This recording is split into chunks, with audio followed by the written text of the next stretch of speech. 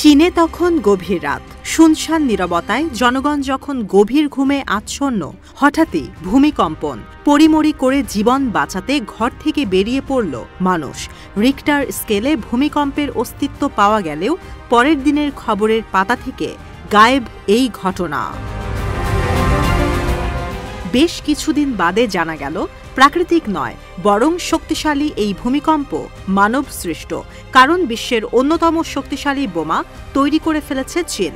সম্প্রতি south China morning পোস্টের প্রতিবেদনে উঠে এসেছে এই তথ্য।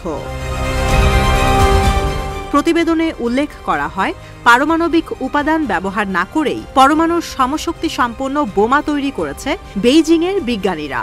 নন নিউক্লিয়ার হাইড্রোজেন বোমাটি পরীক্ষার সময় তৈরি হয় বিশাল আকৃতির আগুনের কুণ্ডলী। 2 সেকেন্ড স্থায়ী এই ফায়ারবলের উত্তাপ ছাড়ায় 1000 ডিগ্রি সেলসিয়াস। তেজস্ক্রিয় উপাদানের পরিবর্তে বোমাটিতে ব্যবহার করা হয়েছে ম্যাগনেসিয়াম ভিত্তিক সলিড হাইড্রোজেন স্টোরেজ ম্যাটেরিয়াল, যা ম্যাগনেসিয়াম হাইড্রাইড নামে পরিচিত। সিএসএসসির বিজ্ঞানী ওয়াং জুয়েফেং জানান, ম্যাগনেসিয়াম হাইড্রাইটের পাউডারকে জ্বালানোর সময় নিঃসরণ হয় হাইড্রোজেন গ্যাস, আর এ সময় তৈরি হয় বিশালাকৃতির ফায়ারবল। চারপাশে তীব্র গতিতে ছড়িয়ে পড়ে আগুন। ফলে এই বোমা ব্যবহারের মাধ্যমে বৃহৎ অঞ্চল জুড়ে ছড়িয়ে থাকা টার্গেট নিমিষেই ধ্বংস করা সম্ভব।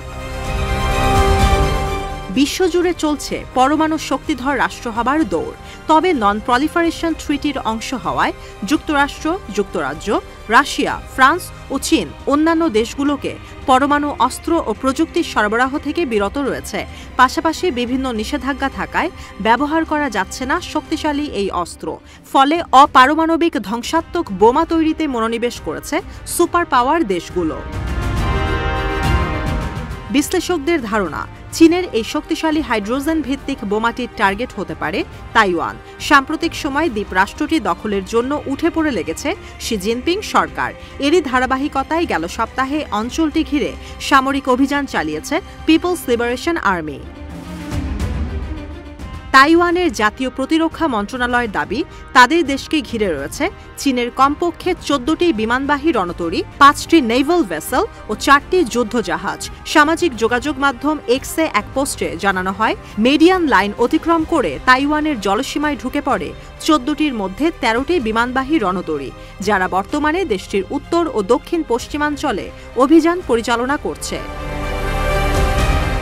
এদিকে শি জিনপিংয়ের দক্ষিণ পূর্ব এশিয়া সফরে তাইওয়ানের ওপর বেইজিংয়ের দাবিকে সমর্থন করেছে ভিয়েতনাম।